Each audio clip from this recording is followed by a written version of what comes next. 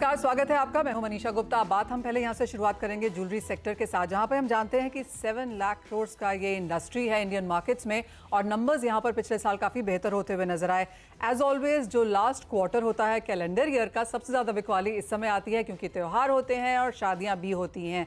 2 plus points यहाँ पर, एक तो ये कि सोने में ऑल टाइम हाई से कुछ मुनाफा वसूली आती हुई नजर आई, और दूसरा डायमंड के प्राइसेस में अच्छी खासी करेक्शन पिछले साल में देखने को मिली, जिसका फायदा यहाँ पर इंडियन इन्वेस्टर्स एंड बायर्स ने उठाया है।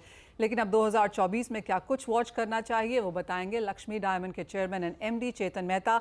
चेतन, बहुत शुक्रिया सीएनबीसी आवाज स्टूडियोज में यहाँ पर आने के लिए, और congratulations because jewellery association Bangalore के भी अब आप यहाँ पर प्रेसिडेंट हैं। तो क्या कुछ पहले तो आपके ऊपर रिस्पॉन्सिबिलिटीज बढ़ गई हैं? मनीषा जी, बहुत बहुत आपका धन्यवाद। आज आपने मुझे स्टूडियो में आमंत्रित किया, बहुत अच्छा लग रहा है। वैसे जवाबदारी तो शुरू से बड़ी हुई है, लेकिन एसोसिएशन के प्रेसिडेंट के नाते बहुत सारे जो हमारे काम है, हमारे इंडस्ट्री के प्रति हमारे जो काम करने हैं, वो बहुत सारी चीज़ें हमको स्ट्रीमलाइन करनी है। चाहे वो हमारे सर्टिफिकेशन हो गए, हमारे गोल्ड हॉलमार्किंग का इशू हो गया, या हमको कैसे इंडस्ट्री को स्ट्रीमलाइन करके ज्वेलरी को हमको बहुत अच्छे तरीके से और कैसे रन कर सकें, इसके ऊपर बहुत अच्छा कामकाज चल रहा है। और आपको पता है बैंगलोर का ये सबसे पुराना एसोसिएशन है, 87 ईयर ओल्ड एसोसिएशन है। इसका अध्यक्ष पद मुझे मिला है। मैं बहुत ज़्यादा उत्साहित हूँ और बहुत ज़्यादा जवाबदारी है, और मैं उम्मीद भी करता हूँ कि काफ़ी हद तक मैं ये पूरा कर पाऊँगा इंडस्ट्री के लिए। चेतन जी, जितना मैं आपको जानती हूँ आई एम श्योर आप उससे भी ज़्यादा ही कर पाएंगे। लेकिन जहाँ तक ज्वेलरी मार्केट की बात है, पिछला साल कोई बहुत अच्छा नहीं गया, लेकिन लास्ट क्वार्टर में हमने सेल्स अच्छी आते हुए देखी। अगर सिर्फ डायमंड से यहाँ पर शुरुआत करें, जहाँ पर भावों में करेक्शन भी बन चुकी है, आप कहेंगे प्राइसेस अब यहाँ पर एक सपोर्ट लेवल पे हैं, और यहाँ पर किस तरह की खरीदारी देखते हैं? मनीषा जी, पहले मैं आपको करेक्ट करना चाहूँगा कि हर साल हम कहीं ना कहीं बेहतरी कर रहे हैं। अगर हम खींचातानी से भी करें तो हमने हर साल मुनाफा और हमने सेल्स अच्छी की है। तो लास्ट ईयर में हमारी सेल ठीक ठाक थी, लेकिन अच्छी थी। इस साल लास्ट हमारा जो क्वार्टर था वो बहुत बेहतरीन गया, और अभी हाल ही का ये जो प्राइस है, बहुत अच्छे प्राइस, एकदम हाई प्राइजेस है और एकदम स्टेबल प्राइजेस है।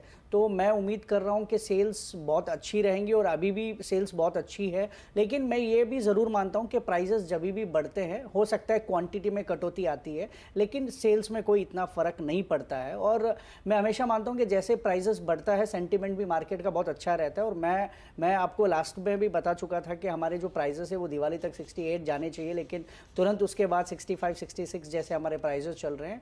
और ये प्राइसेस बहुत अच्छे इन्वेस्टमेंट के लिए, और जिसने लास्ट ईयर इन्वेस्टमेंट किया उनको वैसे भी 20 से 25% का उनका प्राइस बढ़ चुका है। और मैं अभी भी यही कहूँगा कि प्राइसेस जो भी दाम हो, कम हो ज़्यादा हो, आप सोना खरीदते रहें, कभी आपको घाटा नहीं हो। हाँ, वो तो हमने देखा ही है। कई बार हम यहाँ पर ये चार्ट्स चला चुके हैं जो बताते हैं कि अगर आपने सोना पिछले साल लिया होता, 3 साल पहले लिया होता, या 5 साल पहले लिया होता, आप यहाँ पर मुनाफे में हैं। जहाँ तक ब्राइडल ज्वेलरी बाइंग की बात है या ज्वेलरी बाइंग की बात है, हम जानते हैं कि मार्केट शेयर सोने का अभी भी काफ़ी हाई है डायमंड के कंपैरिजन में। लेकिन किस तरह की ग्रोथ अब दोनों जगह आप आता हुआ देख रहे हैं, और क्या डायमंड में एस्पिरेशंस बढ़ी हैं? पहले मैं कहूँगा कि लास्ट जो हमारा वेडिंग सीजन था, आपको पता है कि इंडिया की सबसे हाईएस्ट वेडिंग्स हुई थी। उसमें ब्राइडल का सेल बहुत बेहतरीन था, चाहे वो गोल्ड में ले और डायमंड में ले। और डायमंड में लास्ट ईयर में थोड़ा सा प्राइसिंग का जो अनकरेक्शन था, और करेक्शन हो रहा था, ऊपर नीचे थी, अब थोड़ा प्राइस जाके स्टेबल हुआ है। और मैं ये मान रहा हूँ कि ये जो अभी आने वाला क्वार्टर है, ये हमारे डायमंड के लिए बहुत अच्छा रहेगा। और अभी स्टेबल होने से, जब मार्केट में प्राइजेस स्टेबल होते हैं, उसमें हमको बिजनेस में बढ़ोतरी होती है, बिकॉज सबका एक माइंडसेट होता है कि अब प्राइजेस स्टेबल हो गए, हमको खरीदना चाहिए। तो मैं डायमंड को अभी मैं मान रहा हूँ कि अभी स्टेबल हो चुके हैं, और डायमंड्स के सेल बहुत अच्छे होंगे। और अभी हाल ही का इंडिया का सबसे बड़ा एग्जीबिशन भी आज से चालू हुआ है जियो में, और कल से नेस्को में चल रहा है एज ए सिग्नेचर। और हमें पक्का उम्मीद है कि इस एग्जीबिशन से हमको बहुत ज़्यादा नेक्स्ट क्वार्टर के लिए फ़ायदा होगा। एब्सोल्युटली। प्राइसेस की भी यहाँ पर बात कर लेते हैं, और पिछले साल सोने में 13% का इजाफा देखने को मिला। ऑल टाइम हाईज हमने यहाँ पर देखे हैं, और चेतन जी मानना ये है कि और भी बड़े हाईज हम यहाँ पर इस साल में बनता हुआ देखेंगे। इंडस्ट्री उससे कैसे देख रही है? एक तो वॉल्टिलिटी, ऊपर से ज़्यादा प्राइसेस, क्या थोड़ा सा हिट उस वजह से ज्वेलरी बाइंग में आ सकता है? हाँ, मैं आपको अगर ऑप्टिमिस्टिक वे से बोलूँ तो हाँ, ये ज़रूर बात है कि कहीं ना कहीं हमें सेंटिमेंट को, जब प्राइस बढ़ता है तो हमारा सेंटिमेंट कहीं ना कहीं सेटबैक होता है।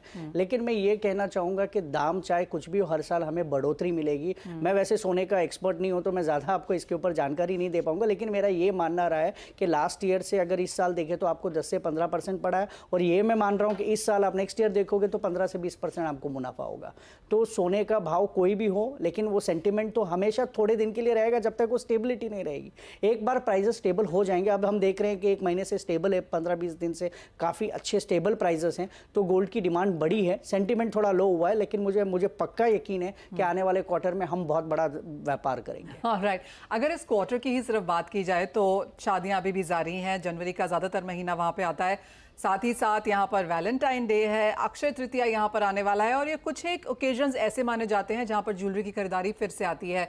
क्या प्लान्स हैं?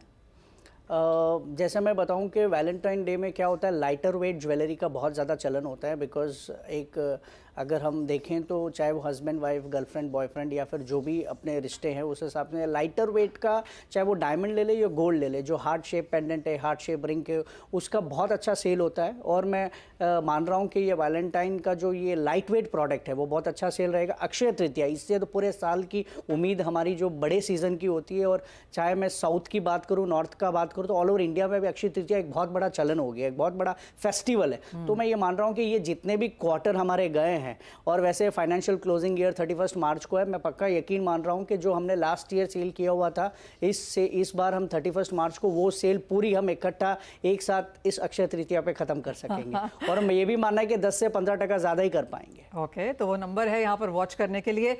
आपने जैसे कहा IIGS अभी जारी है, आप कैसे देखते हैं एग्जीबिशंस, एडवर्टाइजिंग स्पेंड्स जो अब यहाँ पर इंडस्ट्री करने लगी है, मार्केटिंग, ब्रांडिंग, एक ग्लोबल नाम बनाने की जो कोशिशें हैं यहाँ पर, कैसे देखते हैं आप इस चलन को? मनीषा जी, सही बात बताऊं तो ब्रांड का बहुत बड़ा महत्व होता है कि चाहे आप छोटे से छोटा ब्रांड लो, आज आपकी विजिबिलिटी बहुत ज़रूरी है। जब तक आप मार्केट में विजिबिलिटी नहीं बना पाओगे, आप